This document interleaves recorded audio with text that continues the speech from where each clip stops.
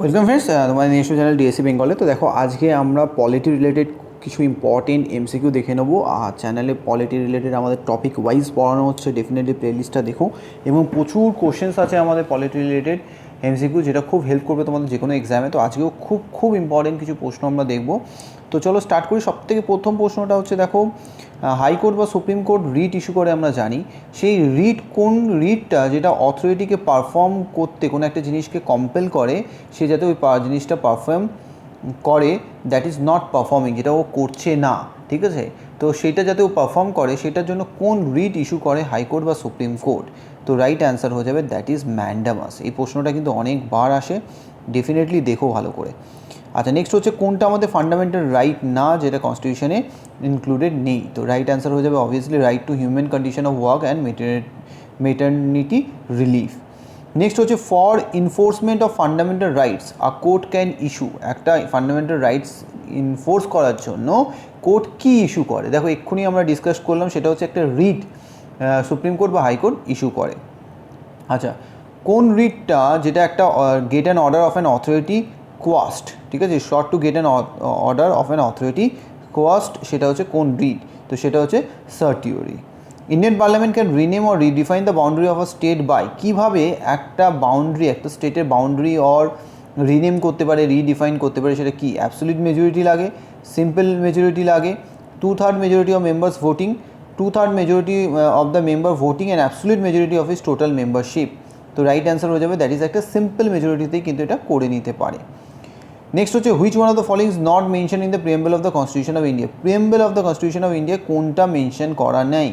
সেটা হচ্ছে adult franchise. এটা কিন্তু ফ্র্যাঞ্চাইজি, এটা মেনশন নেই। জাস্টিস আছে, লিবার্টি আছে, ইন্টিগ্রিটি আছে, কিন্তু অ্যাডাল্ট ফ্র্যাঞ্চাইজি নেই। নেক্সট হচ্ছে, which of the following fundamental right in the constitution of ইন্ডিয়াতে নেই? কোনটা এদের মধ্যে ফান্ডামেন্টাল রাইটস না? তো সেটা হচ্ছে রাইট টু প্রপার্টি, এটা এখন লিগাল রাইট। আচ্ছা, to which of the following bills the president must accord his sanction without sending its back for fresh condition? কোন বিলের জন্য প্রেসিডেন্ট অ্যাকর্ড করতে হবে sanction, sending its back for fresh consideration? ধরো, মনে হলো প্রেসিডেন্ট কোনো একটা জিনিস, সেটা তার ঠিকঠাক মনে হলো না, সে কিন্তু ওই বিলটাকে রিটার্ন ব্যাক করে দিতে পারে এবং বলতে পারে, বাবা তোমরা আবার এটাকে ফ্রেশ কনসিডারেশন করো, দেখো কি মানে আমার মতামত এটা ঠিক লাগছে না, এগুলো একটু এইসব পয়েন্টসগুলো তোমরা একটু যাচাই করো। তো এটা কী হতে পারে? তো সেটা হচ্ছে, আচ্ছা না, এখানে প্রশ্নটা হয়ে সেখানে হচ্ছে কোনটা ছাড়া, মানে কোনটায় পারে না, তাকে অ্যাকর্ড দিয়ে দিতে, তাকে সাইন দিয়েই দিতে হয়, মানে উনি রিটার্ন করতে পারে না, সেটা হচ্ছে মানি বিল। মানি বিল ওনাকে সাইন করতেই হবে, ঠিক আছে, উনি কোনো মতেই ওটাকে ফেরত পাঠাতে পারেন না। তো এটা হচ্ছে প্রশ্ন, খুব আসে এই প্রশ্নটা। ফান্ডামেন্টাল ডিউটিস কোন পার্টে আছে? খুব ইম্পর্টেন্ট এটা, সেটা হচ্ছে part 4A। Right to vote in election to a parliament.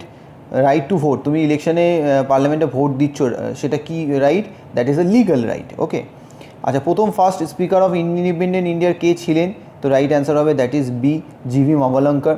Who was the first non Congress prime minister in independent moderns India's history? প্রথম first non Congress prime minister কে ছিলেন? তো রাইট অ্যান্সার হয়ে যাবে মোরারজি দেশাই। প্রথম deputy prime minister of India কে ছিলেন? তো রাইট অ্যান্সার হয়ে যাবে বল্লভভাই প্যাটেল। দেখো, এই দুটো প্রশ্নই কিন্তু খুব ইম্পর্টেন্ট, বারবার এই প্রশ্নগুলো কিন্তু রিপিটেটিভ নেচারে আসে, তো একদম ভুল করবে না, ওকে।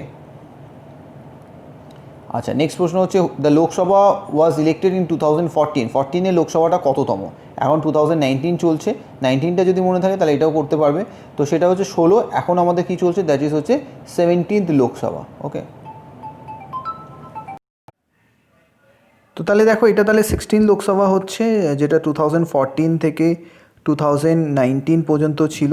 আর 2019 থেকে যেটা 2024 পর্যন্ত থাকবে, সেটা সেটা হচ্ছে তোমার 17th লোকসভা, ঠিক আছে। তো এর ওপর কোশ্চেন আসে, ডেফিনেটলি দেখে নিও।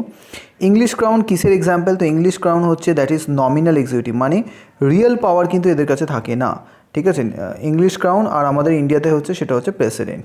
তো প্রেসিডেন্ট বা গভর্নর যদি স্টেটে দেখো, তো এদের কাছে রিয়েল পাওয়ার না, they are not the real executive, এরা জাস্ট নমিনাল থাকে। আর রিয়েল করে কে? সেটা হচ্ছে, যদি তুমি দেখো, প্রাইম মিনিস্টার বা তার কাউন্সিল অফ মিনিস্টার, তারাই হচ্ছে পলিসি মেকার, তারা ডিসিশন নেয়, তারাই গভর্নমেন্ট চালায়, ঠিক আছে। আর প্রেসিডেন্ট শুধু জাস্ট একটা নমিনাল এক্সিকিউটিভ হিসেবে পালন করে, ঠিক আছে। নেক্সট প্রশ্ন হচ্ছে, দেখো, ও disrespectful democracy I love you, কে এই কথাটা বলেছিল? তো তো এইটা উক্তি হচ্ছে GB Shaw. Popular sovereignty or rule by the people was advocate by, কে এই রুল বাই দ্য পিপল এই ফিলোসফিটা নিয়ে এসছিল, সেটা হচ্ছে দ্যাট ইজ থমাস হবস। খুব ইম্পর্টেন্ট প্রশ্ন, খুবই ইম্পর্টেন্ট প্রশ্ন, তো একদম মাথায় রেখো। নেক্সট প্রশ্ন হচ্ছে আমাদের ইলেকশন কমিশন স্ট্যাবলিশ হয়েছে in accordance with the constitution in India কবে? Election commission establish constitution of ইন্ডিয়াতে কবে ইলেকশন কমিশন হয়েছে? দ্যাট ইজ 1950-এ। গভর্নর অফ কোন এর has power to nominate woman to the assembly?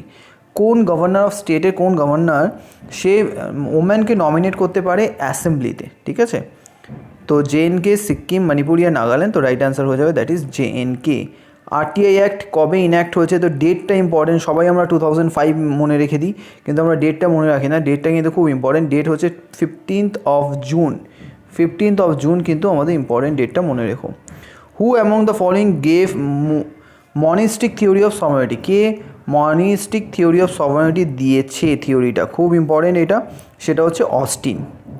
Anti defection law কোন শিডিউলে আছে? জেনে নিই আমরা কোন শিডিউলে অ্যান্টি ডিফেকশন ল আছে। এই প্রশ্নটা বারবার জিজ্ঞাসা করা হয় এক্সামে, তো এটা আছে তোমার that is in 10th schedule. ঠিক আছে, আর who among the following is not a member of any of the two house of our country? কে কোনো হাউসেই নট আ মেম্বার, কোনো হাউসেই মেম্বার না, সেটা হচ্ছে কে? Prime minister, finance minister, president, railway minister, তো রাইট অ্যান্সার হয়ে যাবে তোমার সি, দ্যাট ইজ হচ্ছে প্রেসিডেন্ট। উনি কোনো লোকসভা বা রাজ্যসভা কারোরই মেম্বার থাকেন না, এটা কিন্তু খুব ইম্পর্টেন্ট। বাদবাকি দেখো প্রাইম মিনিস্টার, ফাইন্যান্স মিনিস্টার বা রেলওয়ে মিনিস্টার, তাকে কোনো না কোনো লোকসভা বা রাজ্যসভার মেম্বার হতেই হবে। Which of the following is the feature of federal government? কোনটা হচ্ছে ফেডারেল গভর্নমেন্টের feature? Supremacy of parliament, supremacy of judiciary, division of power between federal and state government, single citizenship, তো রাইট অ্যান্সার হয়ে যাবে that is হচ্ছে 24 C, division of power between federal and state গভর্নমেন্টের মধ্যে পাওয়ারটা ডিভিশন করা আছে, এটা হচ্ছে federal obviously. NITI Aayog has been form to replace which of the following institution? NITI Aayog কাকে রিপ্লেস করেছে?